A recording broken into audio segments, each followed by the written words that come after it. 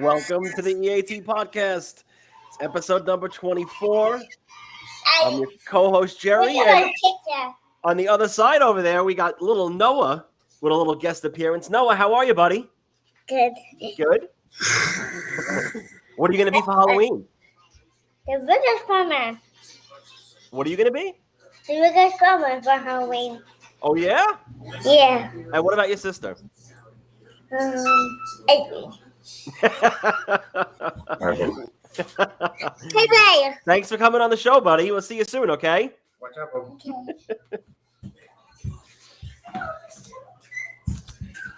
Hey, buddy. What's up? How are you? I'm good. How are you? All right. I'm good. Got a little Halloween theme going with our backdrop here. Episode 24. Here we go. So, getting started right away with current events. Two former guests of the show putting on quite a show in Las Vegas at the World Series of Poker. Jeff Platt, who we had on episode number 2, that was our first show together. One of my favorites. You know what? I got to say a lot about guests have been my favorites, but Jeff was a great interview. I laughed a lot during that one. He just finished 4th in an event a couple days ago, and he was a chip leader going into the final table, and he put on a heck of a run. There were 3,991 people in that event, and he outlasted every one of them but 3. So, I mean, a heck of a run. Won $160,000, and Twitter was alive when he was going at it, just with the updates and everything else. And some bystander was like live tweeting every hand as it was going, and it was interesting. I mean, it had me glued. I'm a big Jeff fan, you know that. And then Phil Hellmuth went on and won his 16th bracelet, extending his record, and then also put a run together where he's finished 2nd, 4th, 5th, and 6th. I mean, he's going for Player of the Year right now at the World Series of Poker. He is honestly one of the best, and both of them coming on this show, I just figured I'd give you a little update on how they're doing out there in Vegas. It's something I'm paying attention to. And going on further, the Gabby Petito Brian Laundrie story, or saga, is officially over after he was found. Remains were found. Remains. I mean, Russ, do we know what that even means? Have they come out and said what they found? I mean, they found a journal, right, or some personal belongings, but I don't know what remains found. Yeah. Was he? After all this, I'm hoping. I'm hoping that somebody found him and beat the shit out of him to death, but. I don't know if that's it. It was kind of odd that the day his parents were allowed to search, they find him. And now the FBI is admitting that they mistook him driving back in his car, that it was his mom, who has a similar body build and a hat. They thought he was in the house. So I'm thinking that they probably took him to this spot and fucking, said their goodbyes, and either they offed him or he offed himself or something. But crazy story. Finally over. I wish he was caught and faced the music in front of everybody. And but I think at this point, I gave the parents the benefit of the doubt, but I don't think you can do that anymore. They knew what was going on. I just don't like how they were so quiet about things for so long, and then all of a sudden it's, oh yeah, now we'll go help, and poof, he's found days later. Just it seems weird. I mean, the conspiracy theories are out there. You see them, you know them. I saw conspiracy theories that he really wasn't dead and that the FBI has, and they let him. I don't see what the point of that would be.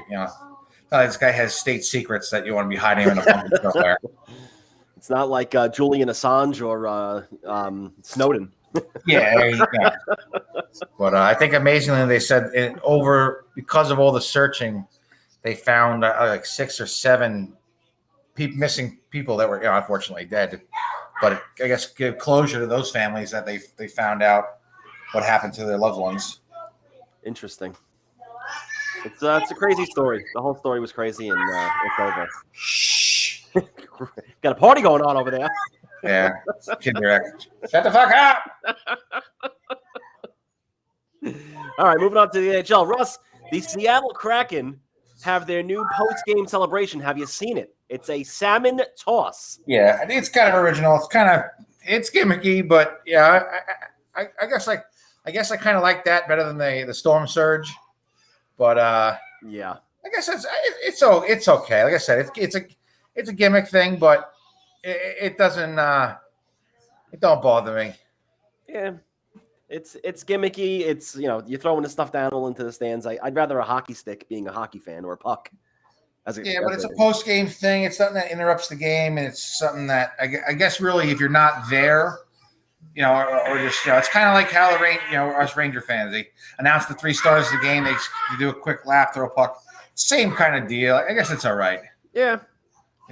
Like I said, it's better than the giant storm surge thing, the bunch of jerks. So I don't like mine either. It's just this is a small little thing that throw the fake salmon to the sand, like the Seattle fish market there.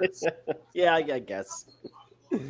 Now, getting into a little more of a serious story here, but the Kyle Beach Chicago Blackhawks scandal came to head a couple days ago with he was named John Doe in the lawsuit, and finally TSN out of Canada had an interview with him, and he came out, and now we know it's Kyle, and he basically gave a interview with a heartfelt recap of everything. He was answering questions and talking about things about how the Chicago Blackhawks swept this under the rug, and the person that was involved was celebrating a Stanley Cup win, and jokes are being cracked in the locker room, and the kid played 10 games in his career and was then ruined and kept this quiet. Now is playing overseas in Germany. Doesn't even have an NHL career. The Chicago Blackhawks swept it under the rug. Stan Bowman is now gone as GM. That's one of the fallouts from this. He's no longer the GM of Team USA Hockey either. You got Quenneville out, Quenneville down there in Florida now. Quenneville was questioned today by Gary Bettman in Florida. They still haven't reached a decision on what's going to happen there. The Winnipeg GM, who was the assistant GM when he was in Chicago, Tim Cheveldayoff, he is going to get interviewed by Bettman soon. And people are saying, thank God that Nick Boynton, thank God that Brent Sopel and these guys all came out and corroborated the story and let everyone know, hey, this is true. And look at what it snowballed into. But I mean, this guy should be in jail for this. He was in jail for something else. And it's just it's an upsetting story. I mean, there's more to it. I don't know what you can give this guy for closure. I mean, can you put a price tag on this? I mean, the kid's ruined mentally for forever. Definitely fucked up his career. It's looking back at, I guess, I feel bad for the fact that they swept it all under the rug. From what I gather, the biggest thing was they felt it would hinder them winning a championship, is why it was swept under the rug. They didn't want to cause controversy or scandal. And Kane and Tays came out and essentially offered support, but also defended the coach and GM. I don't know how you do that. In the end, Kane said that he hadn't. What did he say? That he didn't even know about it at the time, and Tays said that he found out about it at next training camp. But yet everybody that talked about the story said basically everybody in the locker, everybody knew. How did the two biggest guys on the team not know? So I think they're kind of hiding the fact they don't want to be drawn into that, because those guys were essentially the Blackhawks. Yes, they were. They still had Duncan, Keith, and Seabrook there, but Kane and Tays were the people that walked in the room and didn't said whatever especially with Tays being the captain. They did whatever the fuck did whatever the fuck they want. So they knew what was going on. Is it a terrible thing? Yes. Is it the most egregious thing we've ever heard of in hockey? No. It definitely fucked this kid up. Absolutely messed him up. It's gotta be. It's gotta be. If it's not the worst, it's one of the worst things that has happened in hockey or in all professional sports. I mean, a sexual assault that's now 11 years later is insanity. It's coming out now. Yeah, I just feel bad. It was swept under the rug and stuff. But the question is like I said, is who they say everybody knew, but did everybody really know? I don't know. And then Chicago was fined $2 million, which is big. I'm surprised that they weren't fined any draft picks or anything yet. I haven't heard about that. I kind of laugh at that. Right? So, $2 million, and that's a drop in the bucket. Meanwhile, the Rangers Rangers criticized the league and Tom Wilson and were fined $250,000. So $250,000 for criticizing the league and only $2 million for covering up a sexual assault on a player. And then last year, you stripped Arizona of a draft pick. Of draft picks for doing what, like some sort of illegal training or whatever it was. Yeah, I mean, get the point. It should have been $5 million and a couple first-round draft picks. And you send the message with that. That's for sure. Saying $2 million is nothing. They probably make that in revenue in freaking few nights. And the $2 million wasn't just a $2 million fine that goes back to the NHL or whatever. It was broken down. $1 million of that money was going to local outreach groups in the Chicago area to deal with certain issues, sexual assault and some other things. But even $1 million was going to the NHL and $1 million was going to the charitable organization. Why not put it all to the charity? Why is the NHL even making any money off of this? And what are they doing with it? And again, the fine wasn't enough. $2 million is nothing, like you said. It's dropping the bucket. That's a couple of home games for them. It needs to be something to actually hurt them. And like I said, a combination of maybe $5 million, maybe more, and then some draft picks. Absolutely. You want to make sure that this doesn't happen. Or listen, if it ever happens again, it's taken seriously as a report. I agree. And then looking at the NHL as a whole right now, you got a couple of undefeated teams left. You got St. Louis. You got St. Louis undefeated. You got Edmonton was just dealt a loss. The Washington Capitals have lost a couple of games in overtime, but they haven't lost in regulation yet. You have the big matchup tonight on deck, which is Colorado and St. Louis out west. That's going to be a big one to see early on who's real and who's not. St. Louis, with their undefeated record, you would think would try and send a message to the NHL they're for real and that they're going to handle Colorado. Going into the season, Colorado was one of the favorites for the Stanley Cup to represent the West. So we'll see early on how these two teams match up. I'm surprised St. Louis is still undefeated. It's only a few games in. I got to say the biggest surprise for me right now, though, is the Florida Panthers at 7-0. You got Carolina at 5-0. Oh, it's not really. I don't think it's a surprise. It's a surprise. Florida at 7-0 is a little shocking to me. At 7-0, yes. Winning, no. They were a good team. Bob looks like of old. They were a playoff team last year, and Barkov's doing his thing. Anthony Duclair, I think, has 5 goals. Yeah. I want to say they have like 7 players with 7 points. So you got 7 people putting up a point per game. Bob looks like the Bob of old. Even Spencer Knight's got 2 wins. What do you call it? They're going to get that big contract to Barkov, and he's paying off immediately. And they look like a good little team. I didn't expect them to be bad. I knew they were going to be good, but no. But you would have expected the Boston 7-0 is a hot start, even for St. Louis. 5-0, considering that they shit the bed last year. Yep. Colorado, 2-4 is a little surprising, but it's still way too early. Colorado get out of that funk.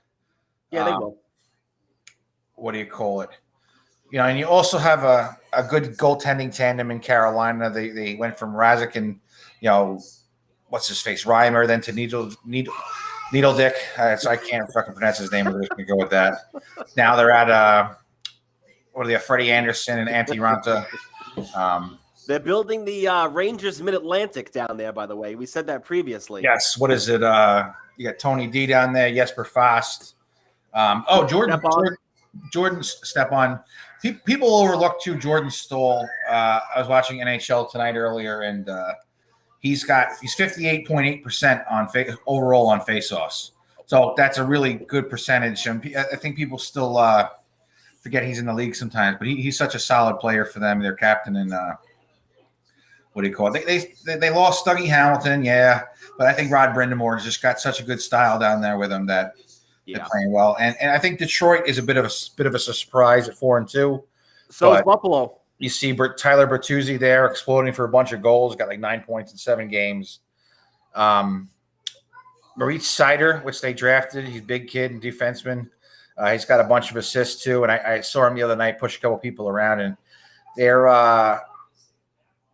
I think they're going to be good in a couple of years. They're starting to draft from the from the back end out, and they're starting to get kind of big. So I think they're going to be a very physical team moving forward. Do I see them, keeping their winning record going? I don't know.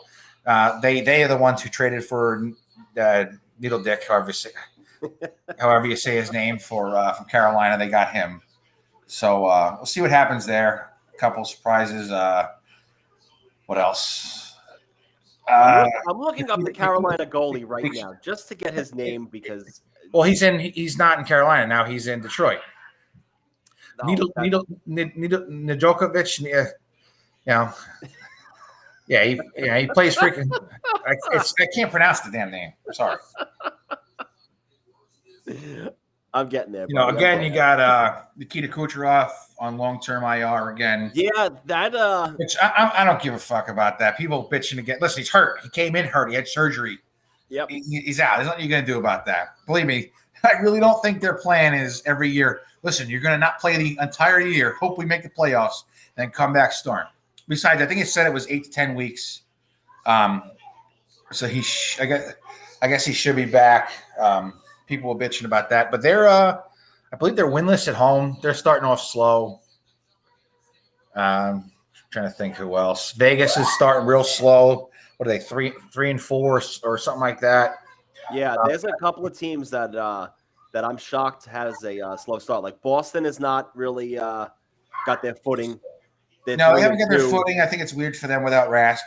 I think that's the same part of the problem with Vegas. I wonder how much of a shock it was with losing Fleury. And not that Lehner isn't good. I actually really like Robin Lehner. But I think they were better off with the two-headed tandem. And I don't know if that affected the team. And but then I feel bad for him in Chicago. They're just aside from this Kyle Beach, they're a mess. Yeah, they're a mess. They're 0-5, 0-5-2. And he's playing horrific. And it's not just him. They're just outright. I think there's just some bad juju going on with all this shit. So I didn't expect them to be good. But I figured, you know what? You get Fleury, you got a couple things going there. Maybe he could help at least make them decent, and they just look horrific.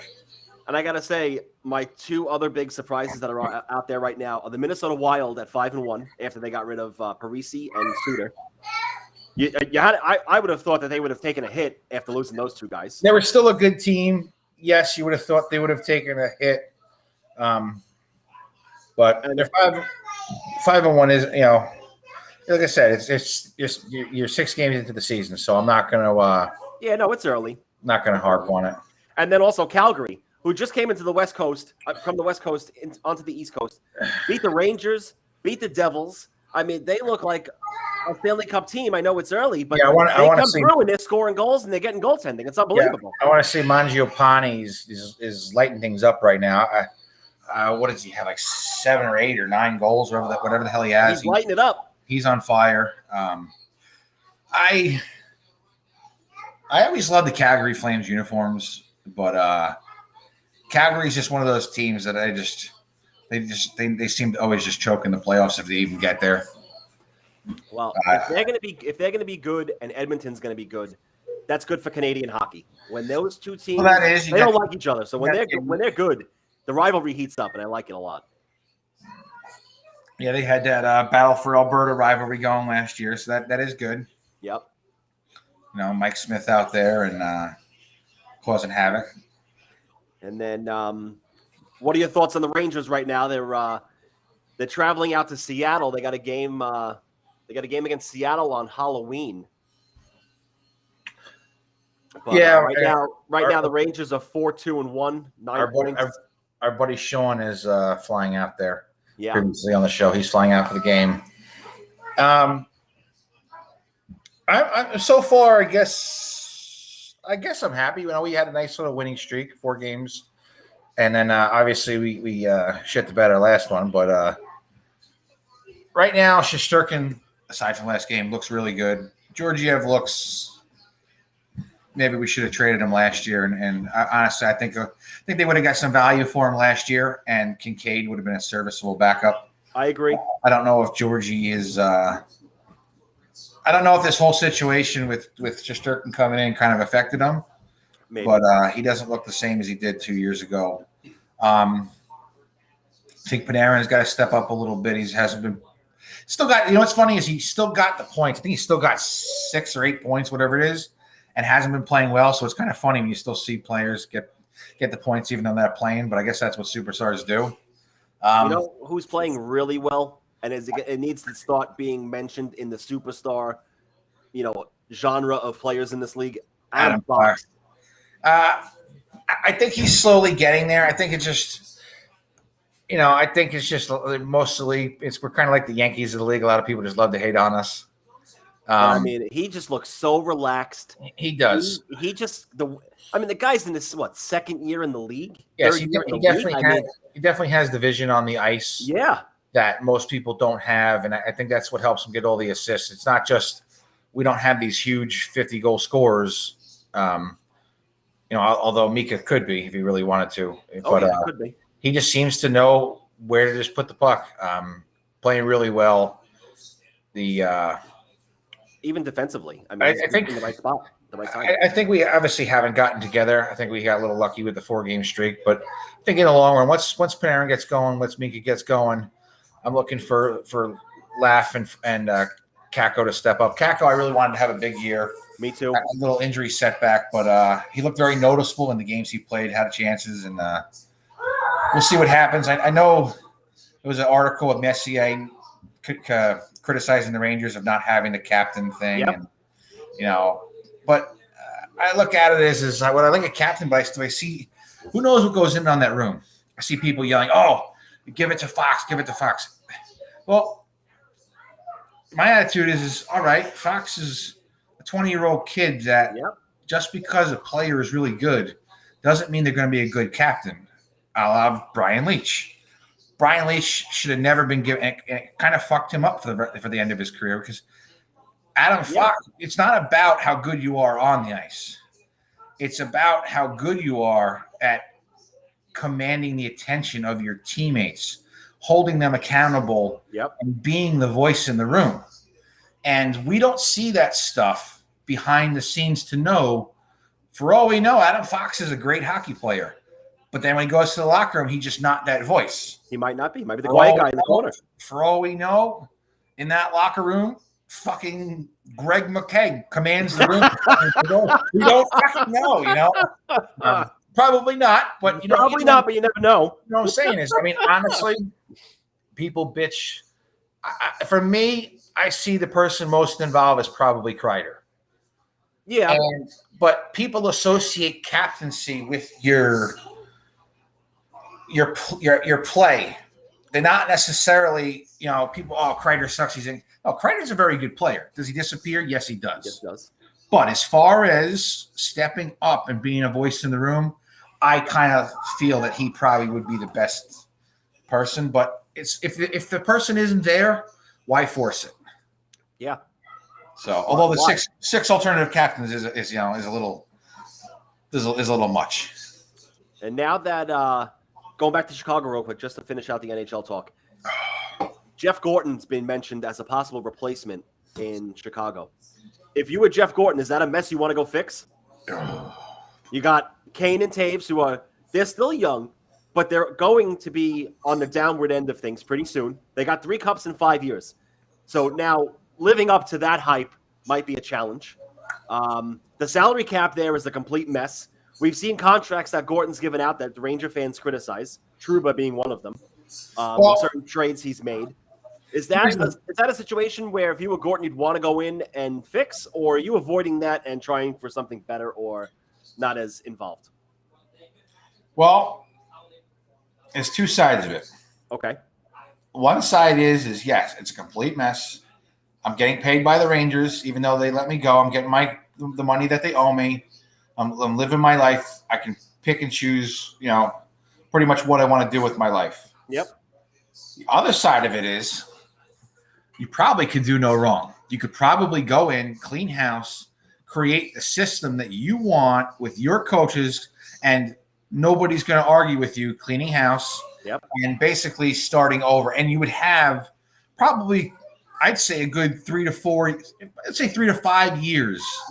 Before you'd have to worry about getting fired if it didn't work out. You'd have a long time for a clean slate with that. So I think, like I said, so it'd be a huge mess to clean up, but you could wipe over and restart an organization your way from the your ground. way, and you're either going to build it with Kane and Taves, or you're going to deal them and make it a complete rebuild. The world is your oyster at that point. Yeah, so it all depends on what he wants to do, and like I said, it's you're picking up your family and shipping them to Chicago. So I don't think that's going to happen. New York pizza to Chicago pizza. I don't know. I don't think he's uprooting his family just yet. I think he's got a few more years before he wants to do that. Just from what I know or what I see over here in New York, where I am. But he's mentioned, so I mean, we'll see. He's an East Coast guy.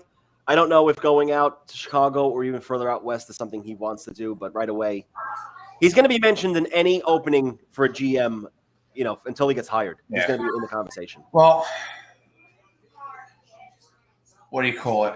And just to end on the hockey note here. Yeah. Regardless of how Florida's doing, Quenneville, you think he gets fired? We're in that. Well, I mean, we're gonna know probably within a day or so. We're in that where everything is still quiet with the NHL, and I think that they'll interview the Winnipeg GM and then they'll release the info on what they're gonna do. You got to think if all these different people, there's no way Quenneville didn't know.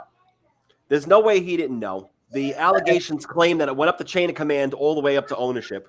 And let's be honest, you're talking, what was it, 10 years ago, 8 years ago? Yeah, 11 years ago.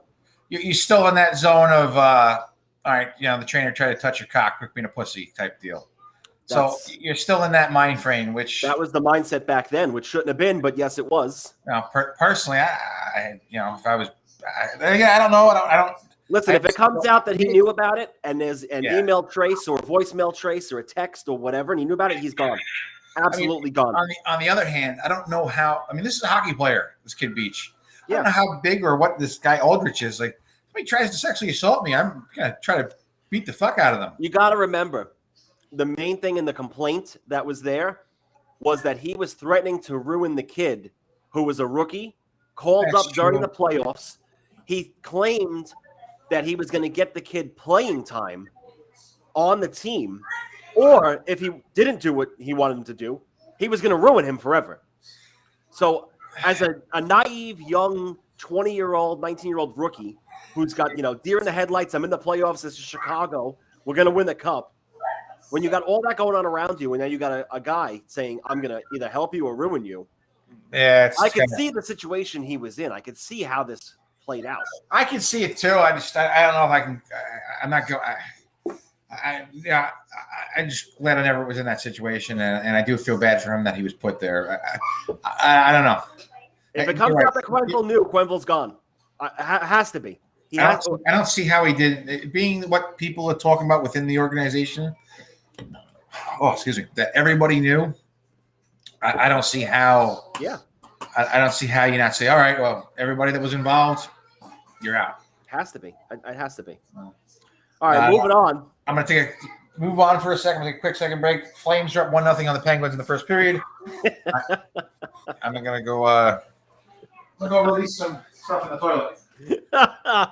Oh, my God. Well, we're moving on to the NFL.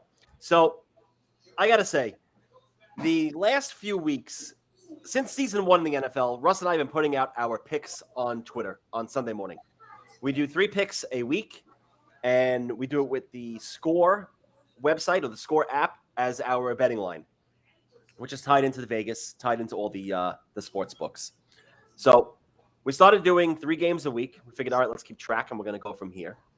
And the first week, Russ was 0-3, and I was 1-2. We were like, oh, this is definitely starting out to be a great endeavor. Lo and behold, a few weeks more go by, and we got like a 500 record. I think I was 5-4 after 3 weeks, and Russ was 4-5 or 3-6. But now, fast forward to today, which we're just about starting week 8, and through 7 weeks, Russ has won 9 straight.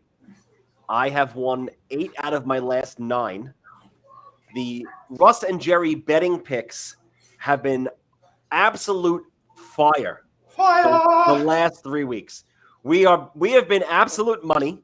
Russ, two out of the 3 weeks that we've been doing this, where we've been on our hot streak, a $50 parlay on our 6 picks combined would have won you about $2,400 in Vegas or Atlantic City or wherever you place your bets. If you bet our games individually, you'd be 17-1 right now after the last 3 weeks. We are on absolute fire. When I pick these games normally, I'm usually 0-3, 1-2. So I'm shocked that I have the record that I do. You keep telling me that Vegas handicappers are like 58%, and we're running at 67 right now. A good handicapper is going to be between 50 and 60%. And we're way above that. I'm shocked at what we're doing right now. Yeah, but it's listen, just can turn around just as easily as we're doing it. Yeah, but, we'll be 0-6 this week. A good capper, 55%, 60%. A lot of it's all return on investment. You could be 5-5 every week if you pick the right games with the right odds. You could still make money. If you're betting money line. It depends what you bet. Not everybody's betting the spread. Yeah. If you're betting straight spread, yes, but still, if you're betting underdogs, money lines, different stuff. But all right, and now moving on. Tom Brady threw his 600th touchdown in the day. That was quite a story. Throws the ball to Mike Evans. Mike Evans goes into the end zone and gives the ball away. I guess not realizing that this was. He didn't realize it. 600? Gave the ball away. I don't think they said the guy himself didn't realize it either. But they said he did say no, and then they convinced him to get the ball back. And people are saying that, well, a couple auction sites are valuing the ball at roughly $500,000. Yep. My question is all right, but then he threw, I think, 601 and 602. What? Obviously, 600 is significant, but then again, doesn't throwing 601, 602, then 604, 5, 6, doesn't that devalue 600 at a point? And then the other thing is there questions of that if he had just left the stadium with the ball, there's authentication questions. Yes. And then people saying, "Oh, I would have kept it and did this and that with it." And what people don't realize too is when an auction house puts a verified auction house puts an evaluation on something like a ball that's been caught at a game, the IRS immediately goes, "Hey, we want the tax money on that." That's what happened with, I believe, the Barry Bonds balls, that his home run balls, but which they were specifically marked. They had like tracking devices in them or something. Yes, but it's the same thing. That the guy couldn't keep the ball, I believe, because the taxes on it, I think it was well over $1 million. They were taxing you on the evaluation of what it was worth. Kind of like that unrealized capital gains you keep hearing about in the stock market. Sort of. And I think there would have been, for what he's getting now, I think it was a fair trade. Because now they're saying he's getting, which there's still probably going to be taxes involved with it too, but he's getting a Tom Brady, like home and away jersey signed. Yep. His helmet. He's getting a Mike Evans jersey signed, his game cleats. He's getting $1,000 to the team store. He's getting 2 season tickets for the rest of this season and next. Yep. Brady then threw in a Bitcoin, which is valued at roughly $58,000. Yeah, whatever, 60 grand right now. And I believe Gronk now threw in like another $30,000 in crypto. Now, obviously, there's going to be some taxes on that, but I think they tried enough to compensate him. Whereas I think if he kept the ball, there would be an enormous amount of hurdles and potential. Now, granted, even with all that, he still probably would have made out more monetarily. Yeah. But I'm thinking they would have made it as hard as possible for him to get everything done and everything put right. That in the end, I think he did not necessarily morally, but as a fan and not wanting to be an asshole, I think they compensated him pretty well. And of course, we all want the money. But then, like I said, is if he runs out of the stadium and they say, "Well, you didn't authenticate," we don't know if you switched out the ball. We don't know if it's it could be a game where you end up with nothing. Yeah. That you'd have to go to court, hire lawyers, and then next thing you know is all right, you win your case, but yet it cost you $200,000 in lawyers. The Bulls $500,000, and then they won $150,000 in tax, and then next thing you're walking out of there with $50,000 after everything's done.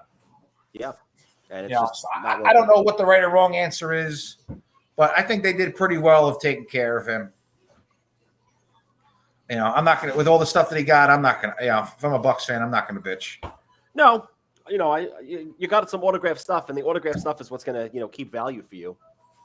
Yeah, especially if you got autographed Brady jersey, you got the game cleats, and like I said, for all we know, that Bitcoin he gave him could end up being $200,000 in a few years anyway. It could be worth $1 million tomorrow. I mean, you never know. With the way crypto's going right now, you don't know what it could be. I mean, crypto's just getting crazy. We're going to get into that in a little bit. But tonight, Russ, you got Green Bay at Arizona. Green Bay not going to have 3 of their wide receivers. They got a COVID issue going on. Yeah, you got Devontae Adams. I believe Juan Valdez is hurt. And Lazard, is that the other guy? And Alan Lazard, yes. Yeah.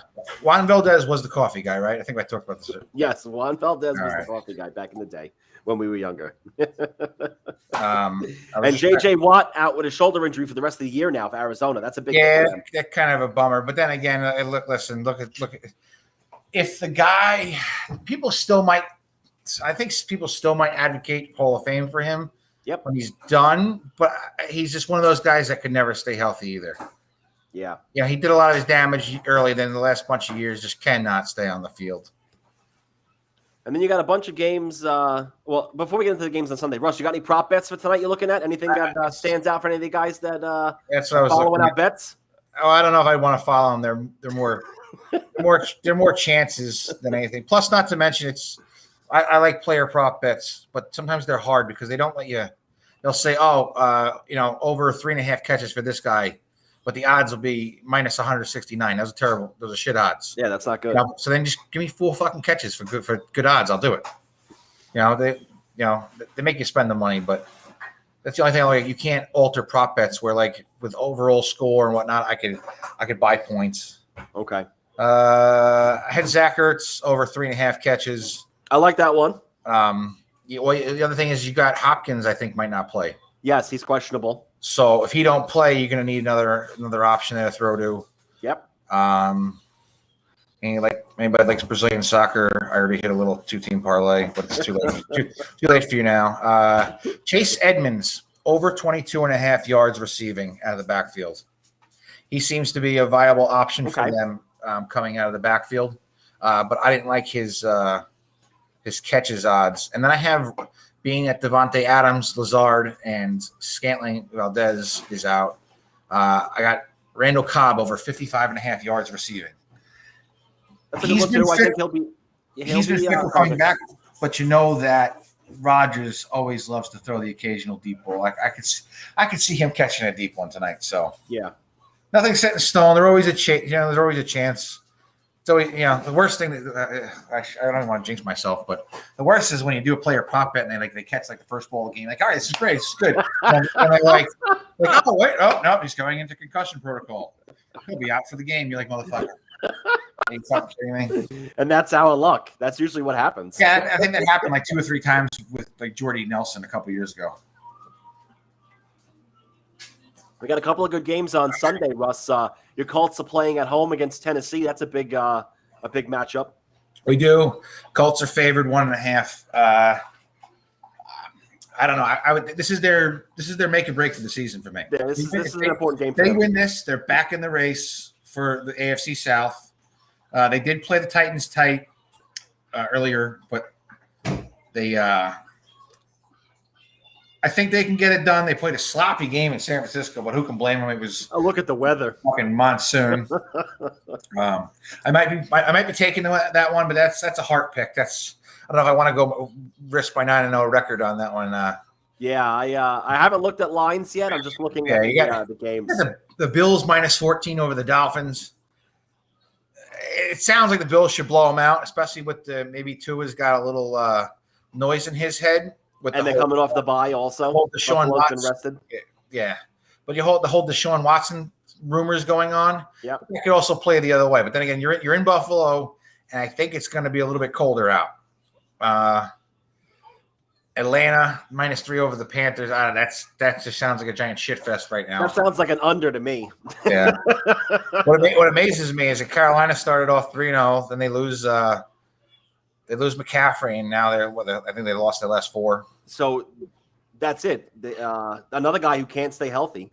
And, so talented, and just aside from Henry, probably the second best running back in the league. Yeah, gets banged up, and now the team goes and takes a dump since he's injured. I mean, you get the Browns. The Browns are favored against the Steelers. They're talking about Mayfield maybe being ready for that game. Well, that's the thing is, if Mayfield doesn't play, the Browns look terrible. Yeah. Mayfield is their team. Oh yeah. Do you take Big Ben in that situation? Maybe those matchups are always tight. You get the Bengals versus the Jets, but favored 10.5 at the Jets.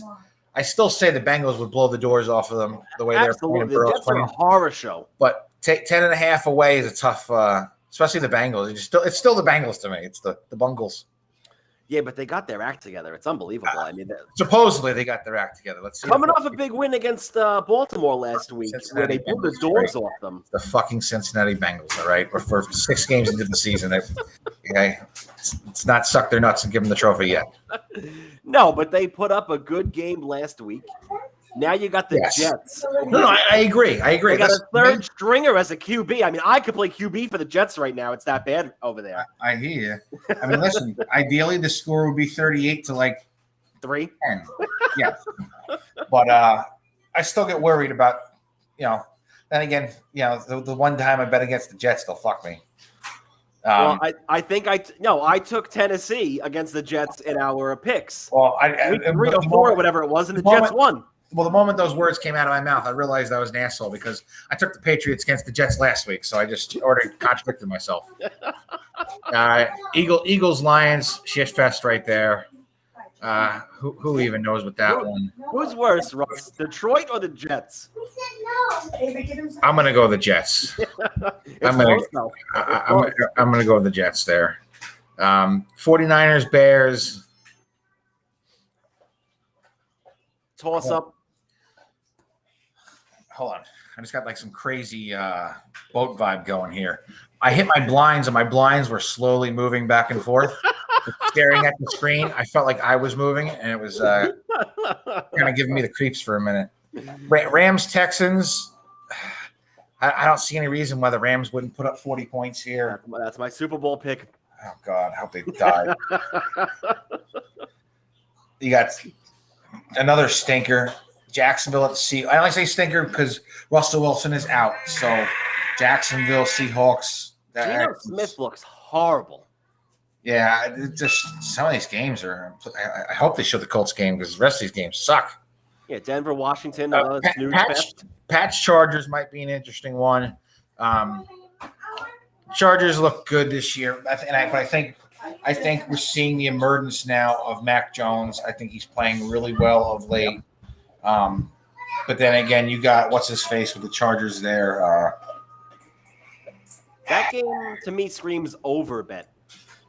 It's I don't know about that one yet. Herbert, yeah, sorry, Herbert. I blanked on that one. He's looking real good. Tampa Bay at the Saints. Yep. But Tampa Bay's getting given 4.5. So I might be inclined to take that one. I like that one too. Saints just don't look like shit to me. Then you got Washington at Denver. It's a terrible matchup week. And then you got the 2 night games. You got Dallas at Minnesota, which I would think Dallas is winning that one. 2 night games.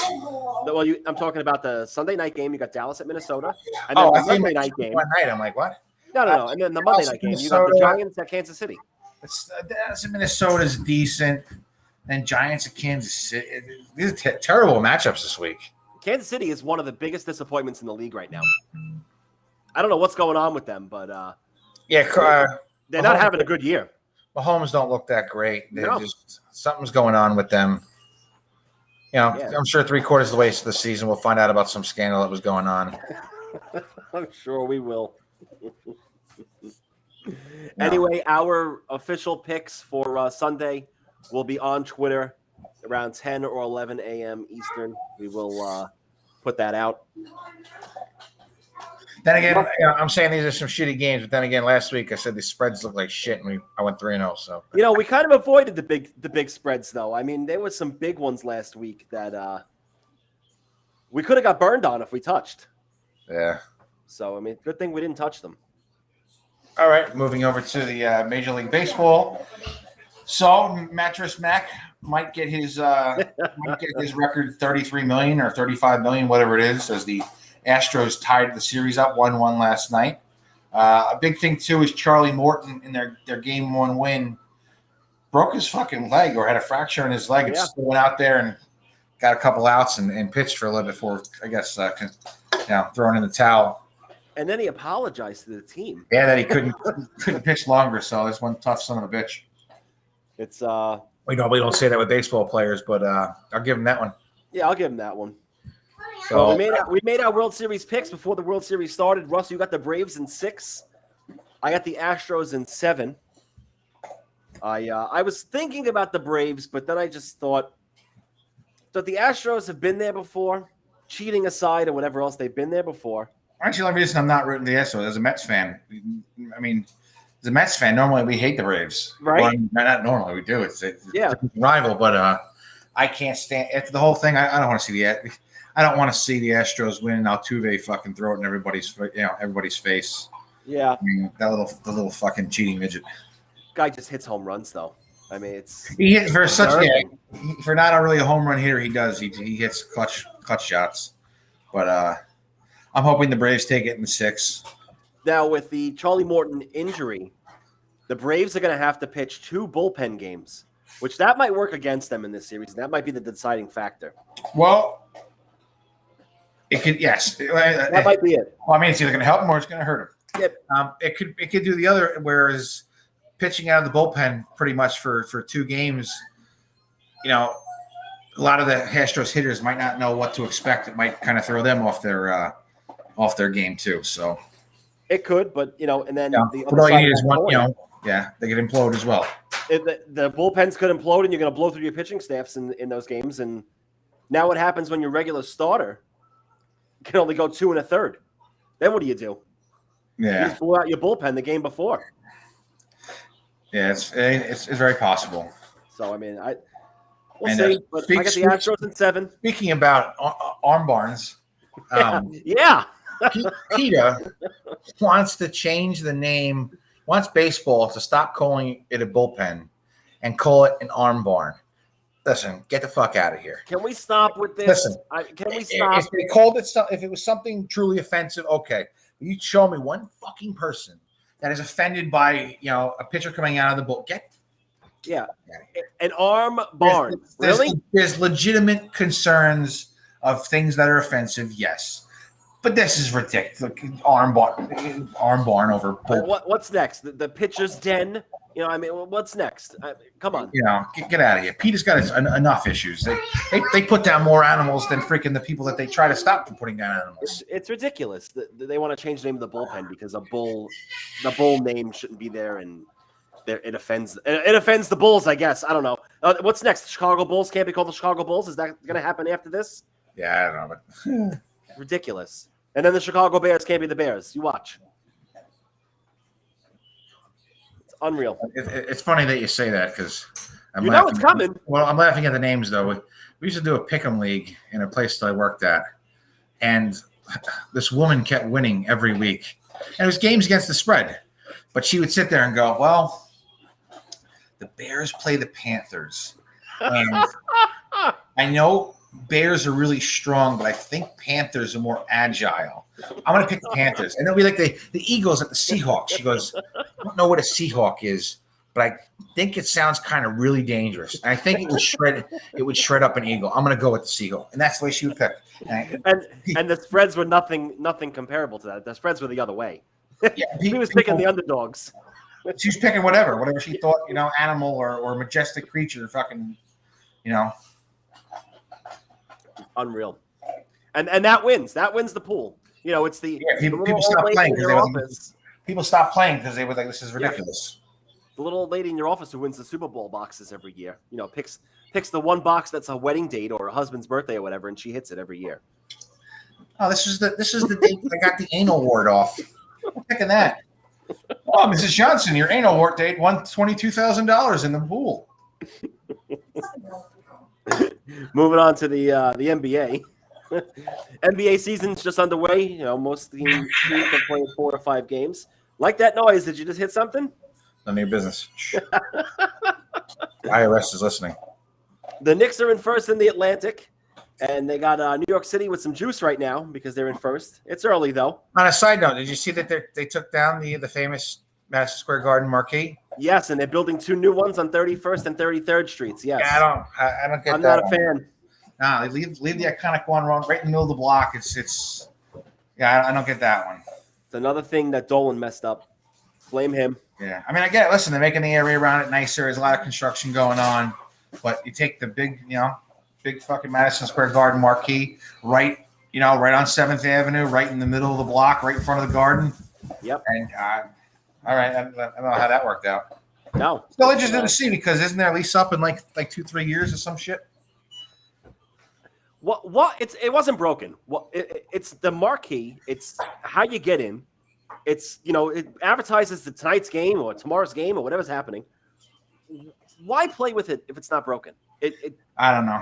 It's like changing the garden's roof. Are you going to do that next? I mean, as of right now, it was providing light for all the bums that hang out underneath it going into Penn Station. I mean, shit. You got to fight your way through them just to go downstairs and catch a train. No, but the garden redid the whole inside. I get it. They made it updated. They made it modern. They changed the viewing angle and everything else that they did. Sure. They added those bridges, which is great. The west balcony. The updated garden is beautiful. It definitely looks a lot better than the old one. My point is they didn't touch the outside, and they didn't touch the roof. So why change the marquee? There's still stuff going on around. They're Keep the nostalgic look with certain things is my point. They're changing the base look of it. And what I mean by that is the base entranceway around the garden. They're changing the whole look of that. They're not changing the upper part and the top, but if you go there now, which I take the train to the city every day, they're changing all of that. So we'll see what happens. But I still don't like them taking the marquee down and moving it and creating 2 of them. You need that iconic one right in the center. I agree.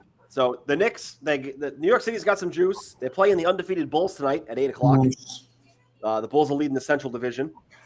And then the Charlotte Hornets are leading the Southeast in the Eastern Conference. Oh, I should have quit the video. Video. Did you see the video of LaMelo Ball in his electric freaking fluorescent green or yellow suit or whatever it was with the sun? Oh my God, this motherfucker looked like he was in an episode of Spy versus Spy or some shit. No. I looked at the NBA standings today, Russ. When did the NBA go to 3 divisions? Hold on a sec. My wife's making fucking Halloween shirts, and with her cricket machine, and this is what she comes up with. Oh boy, you gotta hold it a little higher. Freak in the sheets. You see the girl showing its ass? Yeah. Oh God. What in the world? You're wearing that for Halloween? Yes. She was wearing that to work. To work? Oh man. I still have yet to see it. I've been married 10 years and still have yet to see this freaking the sheets. 12, maybe the first 6 months of that. But all right, I just got corrected. I don't know what. I'm married so long to you, I forget how long we're married to you. Not 10, 12. I had a brain fart. When did the NBA, and it's probably 12 years ago now that we're just talking about this as well. When did the NBA go to 3 divisions? This is the first I'm hearing of it. So I looked at the NBA standings today, and each conference has 3 divisions. I know they fucked everything up last year because last year didn't count. Hold on. COVID season. Hold on a second. There's the East and the West, but then there's 3 divisions now. Atlantic, Central, Southeast, Northwest, Pacific, Southwest. When? Yeah, wasn't it just always It used to be four. Northeast? Well, used to be four. Four. Yeah, it used to just since when is Southeast, Northwest?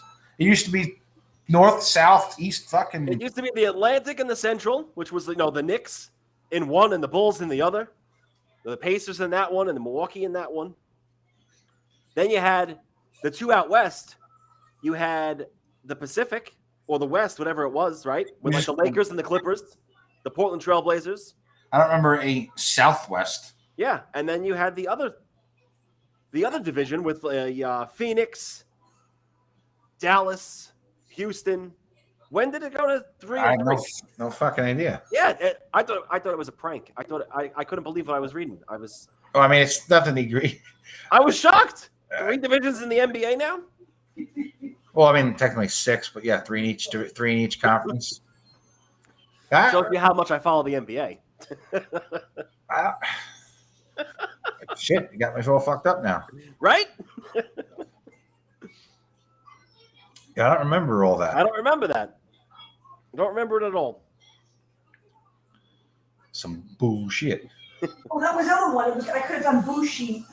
This is Bushi. Or Boobies. The Boobies one? No? Okay. No. Don't be jealous because you don't have one. Actually, she does. They don't use it. We have one. We just don't use it. I don't know. Every other day, there's like new fucking cups with, sayings on them and fucking, surprised there's not blessed signs all around. Hold on a second. Where are the E.A.T podcast T-shirts? Where are the E.A.T podcast coffee mugs? Give me a thing and I'll do it. She technically could do it. Yes, you need a I logo. can teach your wife too. She's a little preoccupied at the moment. Yeah. I'm aware. All right, let's get back on track here.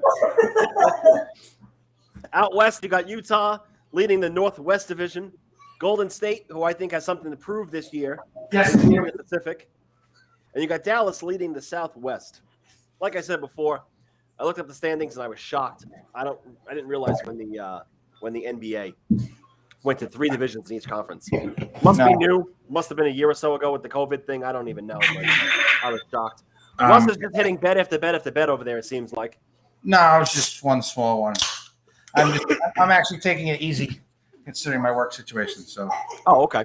I do know there was a little new. People were kind of pissed off about the snub of the 75 best players. Most notably Dwight Howard. He got snubbed? Yeah, he wasn't on the NBA 75 best players. Neither were people like Tony Parker or Manu Ginobili.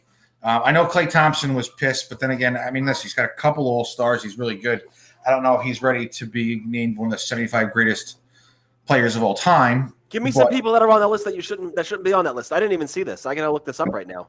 The 75 best players in the NBA. This is gonna be interesting, I'm sure. Yeah, hold on.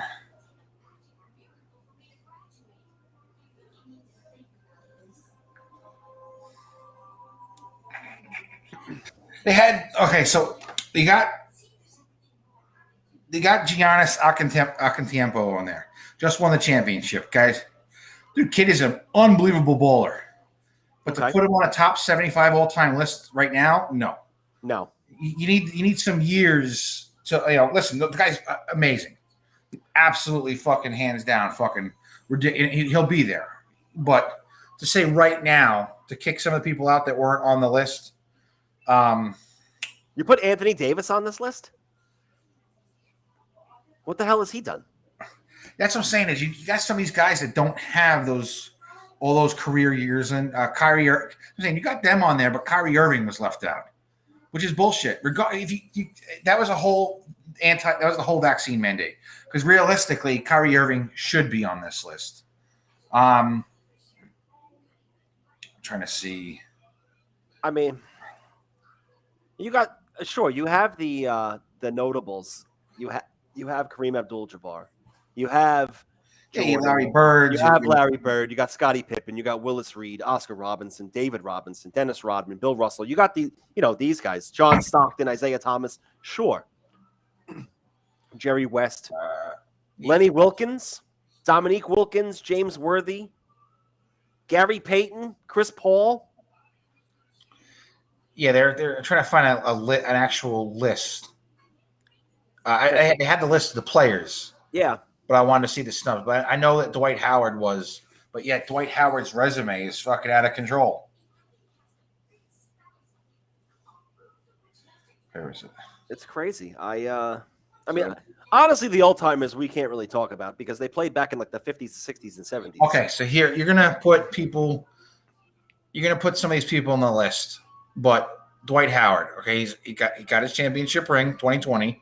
He's an eight-time All-Star, 5-time NBA All-NBA first team, 2-time NBA All-Third team, 3-time Defensive Player of the Year, 4-time All-Defensive first team, All-Rookie first team. He led the NBA in rebounding 5 times, twice in blocks. You know, he's like I said, 8-time fucking All-Star, 3-time Defensive Player of the Year, and you're not going to include him. Mm-hmm. You know. Stuff like that. You know, Manu Ginobili and Tony Parker, who were huge players for years, putting up championships with the Spurs. Definitely some snubs on the list. I'm trying to find other ones. They're talking about Vince Carter. Yeah, Vince Carter. Oh, Tracy McGrady. Tracy McGrady.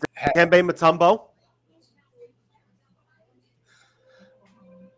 How about Yao Ming? Yao Ming's on this list of people who got snubbed. I don't know if I'd go Yao Ming, but where is it? Tracy McGrady. Penny Hardaway.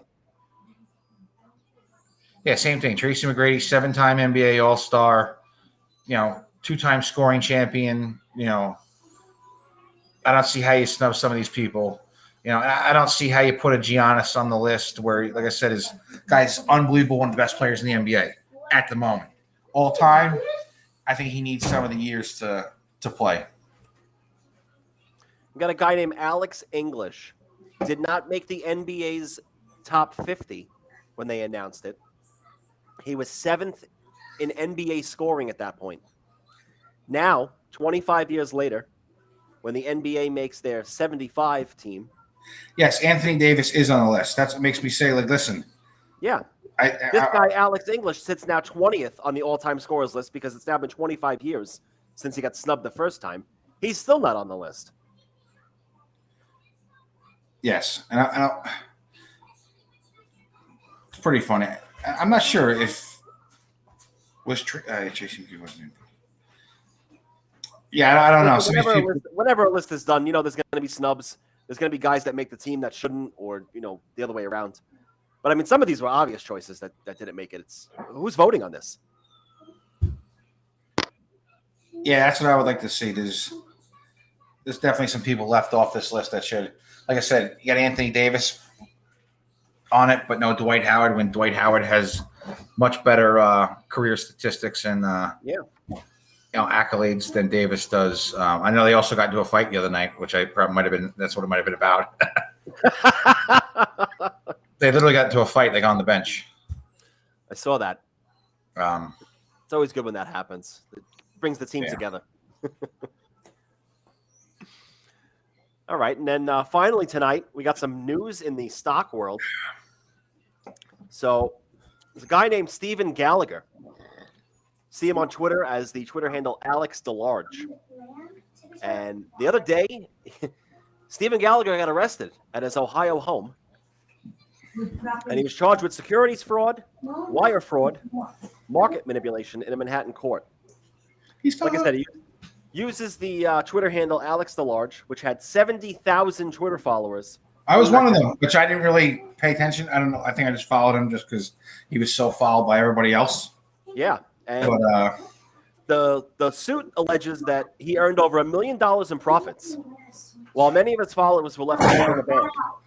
Yeah, he was pumping stocks up, but then dumping them, and then basically letting everybody else hold the bag and walking away with his money and laughing at everyone. The charges also continue to say that he made false and misleading statements. He was engaged in a series of transactions designed to artificially raise the end-of-day price.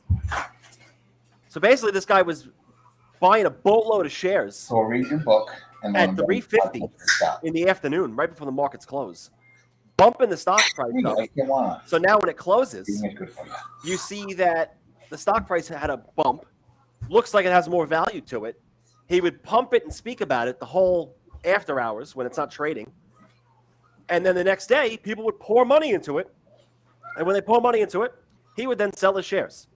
On a side note, what did you do this week? Because you've been clear, you're not blurry this week. I didn't do anything. Oh, I didn't do anything. I just noticed that. Yeah. Status quo over here at the compound. But some of the tickers that Alex DeLarge was mentioned to be pumping were SCIE, SPOM, ALPP, TSNP, ICUP. Yeah, and INQD with the several that were mentioned specifically in the suit. And the federal complaint is 41 pages long, Russ. It also goes on to include a copy of Twitter exchanges that were public and private between Gallagher and his quote-unquote team. There's photographic proof of everything that he's been involved in. And I got to say, if this was a coordinated attack with other people, I would think some other people are going to be getting taken away in handcuffs very shortly. Yeah, they've done their research. And there's definitely people out there that are probably going to get a knock on their door with an FBI team waiting for them on the other side. Listen, the SEC is no joke. They call Twitter and say, hey, with the SEC, we want these transcripts, these direct messages, this whatever. They're getting it. So if you're doing private messages or public messages pumping a stock, they're going to know about it. You got these other guys on Twitter, 300, 400, 500,000 followers, flaunting mansions. People say they're Airbnbs. I mean, who knows what they really are, if they really are their house or not. They're driving Lamborghinis and all these other expensive exotic cars, going on fancy vacations with private jets. When someone's posting something like that on the internet, I would think the SEC is going to take a look at those things. And this is going to tie into a guest we have coming on in a couple of weeks. So November 17th, which is a Wednesday at 7 p.m. Oh, that's a noise. What? I don't know what that noise was. That was only my phone put on the chart. But it must be close to the speaker then, because that was really low. Oh, all right, I heard it. So we're gonna have a guest on the show November 17th, Wednesday at 7 p.m. Gustave Passanante. I hope I know I butchered it, but I hope I can get it right by the time he comes on the show. Gustave Passanante. Passanante. Brajo. He's a lawyer from the Bazille law firm. If you're on Twitter, his Twitter handle is at GPP_ESQ. So it's his initials, GPP_ for Esquire. And he is a lawyer for the OTC Lawyers. At OTC Lawyers is their Twitter handle. And they're a law firm that has offices in New York, Dallas, and Florida. They're coming soon to Boston, LA, and London. They have over 100 years experience in litigating a variety of things. They specialize in convertible note litigation, merchant funding litigation, SEC dealer registration violations, security fraud violations, and federal and state RICO violations. So we're going to have Gus on the show in a couple of weeks. Gus is going to discuss the Alex DeLarge charges and what happens if you're a victim of something like this and what you should do, what your shareholder rights are if you get caught up in something like this. He's going to talk about some cases that his law firm has worked on already that's already been, done with that he can speak about. He won't speak about something that's still pending, obviously. He's going to get into a bunch of things. It's going to be very informative. Listen, we've been involved discussing numerous companies with numerous things. I don't want to specifically highlight any one of them in particular here for this conversation, but if the chat is live that night and people want to ask about whoever, ABC or XYZ company, and Gus can talk about it, Gus is going to help you out. He'll refer you to their firm or somebody who can help you if their firm doesn't handle what your specific case is or needs. And it should be very good. And it ties into great now with the DeLarge or Stephen Gallagher arrest, because the minute this happened, I sent him a message. I said, hey, this just happened. Here's the press release. Here's the recap of it. would love to get some insight on this, and he agreed to that as well. So when he comes on in a few weeks, we're definitely going to get into all of it. I will be putting out some promo tweets on the podcast Twitter. If anybody wants to reach out to him before he comes on and has a question or something, they can reach out to him. He's very, very quick with a response, and I'll put that out after the show is over. And he'll be on, like I said, November 17th. It's a Wednesday at 7 p.m. He'll be on for an interview. All right, Russ, I think that's going to wrap up episode 24. Anything you want to add, final? Any words of wisdom, any bets, anything? No, we should be worth noting that, well, two things. Okay. One, Facebook is changing their name. Yes, they are. I forgot about that. But two things is that I can't stand all these people that don't read the fucking article. They're not changing the app's name. They're changing the company that owns Instagram, Facebook. So they're going to be called Meta. But the Facebook is not the app itself is still going to be Facebook. So Facebook, Instagram, WhatsApp, and everything else they own is changing to Meta. Yes, half of me likes to sit on the Newsday comments and just read eating popcorn while these people just don't, But I learned my lesson to not comment because you get stuck with talking to fucking idiots. But you go down the rabbit hole and it's over. I mean, you get sucked in and forget it. Yes, or everyone's got their dumb opinion, but anyway, they're changing the actual Mark Zuckerberg company that owns everything will be changing Meta, but the actual apps, Facebook app will be staying as Facebook. It won't be being changed. People are like, oh, call it fake book or fraud book or whatever. But no, it's still going to be Facebook. It's just the parent company that was Facebook will now be Meta, as in Mark Zuckerberg's Meta. I don't fucking know. Meta World Peace? Did he make the NBA team? Yes. Ron Artest, Meta World Peace. Wait a minute, was Rodman on that list? Yes, Rodman was on that list. Oh, I was going to say, because listen, people don't understand how vital that man was. He probably is the greatest one of the greatest rebounders of all time. Did you happen to watch the ESPN, which is now on Netflix, the documentary about the Bulls? Yes. Oh, Dennis Rodman, man. I wish I could have hung out with him one night. Well, he was a monster. I forget what the damn meme was. It was something to the effect of like this man met Kim Jong-un, banged Carmen Electra, won championships. One champion, did all this crazy, filmed a movie with Jean-Claude Van Damme and just, was nuts. And then still won championships with Jordan. I mean, the guy, people don't realize though, even with the Pistons, dude, this man was an absolute fucking animal. Yeah, he was a beast. Rebounding wise. That he knew his role. That was it. He didn't give a crap if he didn't score a single goddamn point. But if he had any less than 20 rebounds, he was pissed. Yeah, that was a great series for anybody who didn't see it. Hugely underrated. Yeah.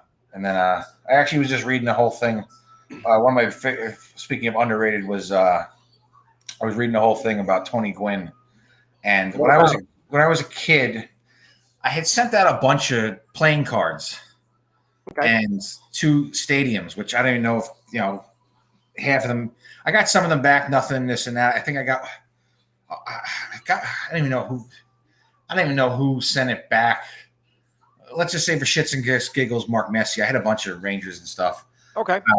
Well, let's say Mark Messier, and I got a letter back with the card that says, I apologize, we can only sign Topps hockey trading cards, but I got one back. I got my card back from Tony Gwynn, signed in marker. I don't know if it's actually him, but either way, just reading about him, motherfucker had 20-year career, had 8 or 9 batting titles. Tony Gwynn was no joke. Tony Gwynn is probably, to me, underrated because people never talk about him.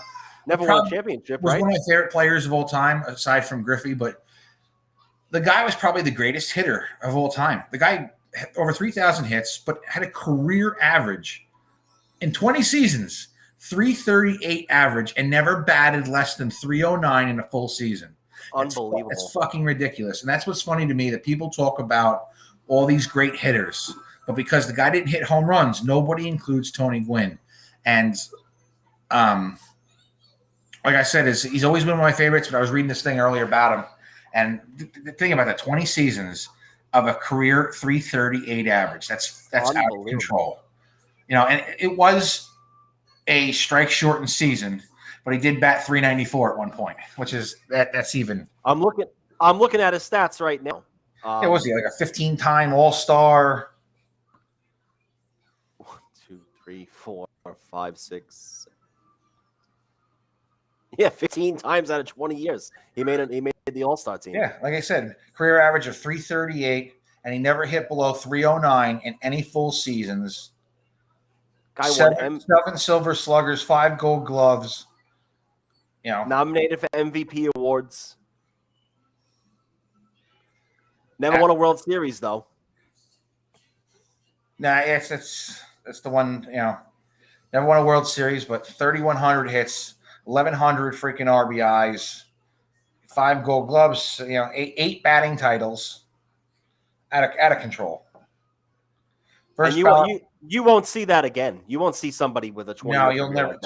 20 years of a 338 average. That's insanity. That's kind of like the Greg Maddoxes of the world, where the guy threw fucking like 1,000 pitches his entire career, and like 9,700 of them were fucking strikes. Played his whole career with San Diego. How bad was that? He loved it out there. But you're right. It's crazy to think how good he was. Never got there. Made $47 million in career earnings over 20 years. That's the salary for like one. That's Bryce Harper. That's Bryce Harper's year last year. I was going to say that's a Mike Trout type contract now for 1 year. That's crazy that man only made $47 million, and he probably deserved it a hell of a lot more than the Manny Machados that are there now, making $300 million. Biggest year he had was the second to last season. He made $6.3 million. That just shows you how far back how crazy the contracts are now. What did he die of? I forgot. I don't know. He died in 14. I remember it's crazy to think that all the people who grew up watching, Yeah, it sucks to mean you're getting old. Yeah, like Eddie Murray. 54 years old. Watching people like Eddie Murray and Wade Boggs and Kirby Puckett and did Kirby Puckett die? Kirby Puckett's gone. Hall of Famer Tony Gwynn died at 54 years old. He was battling salivary gland cancer. It sucks. What a good guy. I hope that autograph is real, but I sent out all these cards, and he was the only one.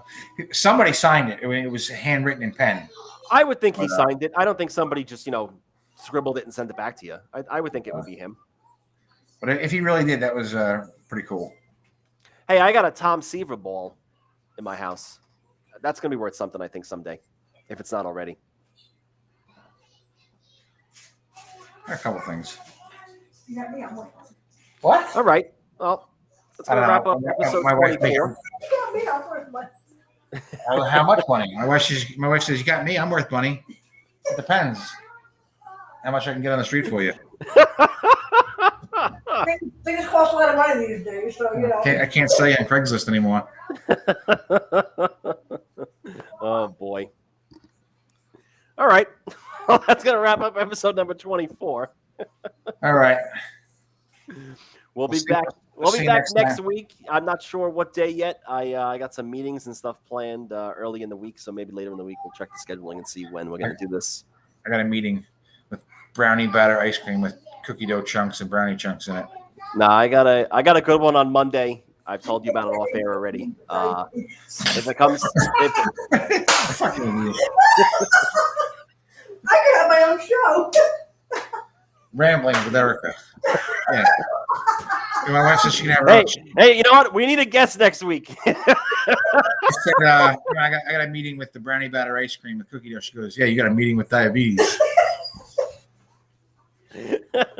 That guy died too, Russ. Diabetes. That guy's gone too. Did he die of diabetes? I don't know what he died from, but he's gone. All right, it's been fun. All right, like I said, we'll be back next week. I will have the episode 25 tweet up when we settle on a day. Got some stuff going on at the beginning of the week, so probably mid to late week. Everybody have a happy Halloween. Yes, everybody have a happy Halloween. This is some bullshit. We'll see you next week, everybody. We'll see you on Sunday on Twitter for our picks. Remember, I was like 17, Sunday. I ain't fucking 17 and 1 the last 3 weeks. We had to keep it rolling. Have a good night, everybody. Have a good night, guys.